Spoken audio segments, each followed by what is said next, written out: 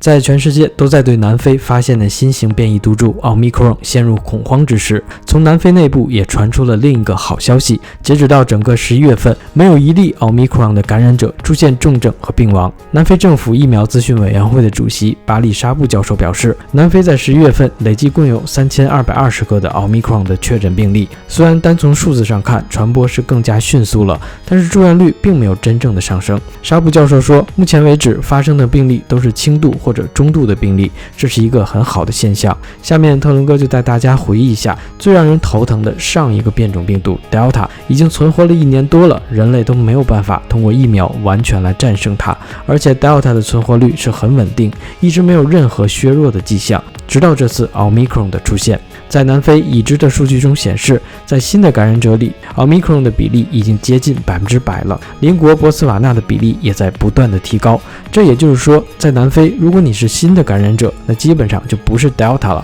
从悲观的来看，这个奥密克戎的传播力实在是太快太强了，但从另一个角度来看，那个给人类持续制造稳定伤害的 Delta 正在被迅速清除。我喜欢用科学的方法来看问题，其实大家可以从一张图表的历史数据就能看出端倪。从疫情爆发到现在，起码发现了上百种的变异毒株，但只有一个 Delta 能够留下来。在过去，贝塔和伽马变异毒株也被证明有比较强的免疫逃逸特性，但它们和 Delta 的传播比赛中还是落了下风，最后都悄无声息的就消失了。当初2020年10月发现了 Alpha 变种，然后到了2021年发现 Delta 开始，阿尔法就开始逐步的被 Delta 所取代。那么 Delta 用了多久彻底成为了主流病毒呢？答案是7个月，因为在前几个月里，只有少数的国家发现了 Delta 的病例，用了好几个月才从印度扩散出去。而这次的奥密克戎发现了仅不到1个月就扩散到了世界各地，所以才有专家指出，虽然奥密克戎因为传播的速度更快，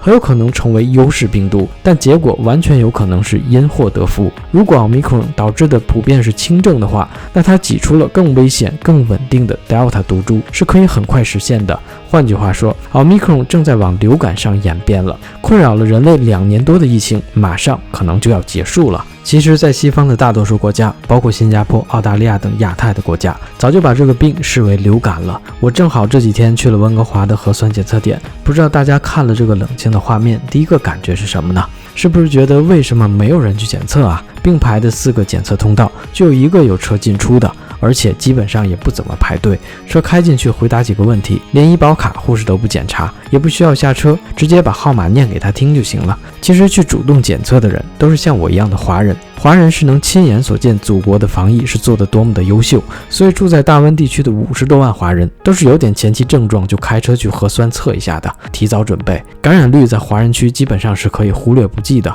更别说是住院的了。就是因为观念不同，西人社区和印度裔社区感染的就很多，但是基本上他们也就是在家休息个10天半个月就痊愈了。也正是因为他们身边一个个靠着多喝水，连药都没有吃就痊愈的例子，才让他们就更加坚信可以当做一个比较严重的流感了。其实大家可以想一下，美国的防疫做得那么烂，如果大多数人都不能痊愈的话，1年多了还不得减少个上亿的人口啊？要是大家都需要住院的话，医疗系统早就崩了吧？其实就是个统计方法的事情。米国的上层是希望让病例数更加触目惊心一些的，要不然民众就更加的不在乎了。所以他们就把这2年因为感染肺炎病逝的老年人，无论最后是因为什么并发症去世的，都算成是因为这个，所以才有了那么惊人的病亡统计数字。就比如有些老年人本来就有哮喘或者严重的糖尿病，得了这个肺炎之后去世了，都会计算在肺炎的统计里。南非的奥密克戎如果真能消灭 Delta， 转为一种流感的话，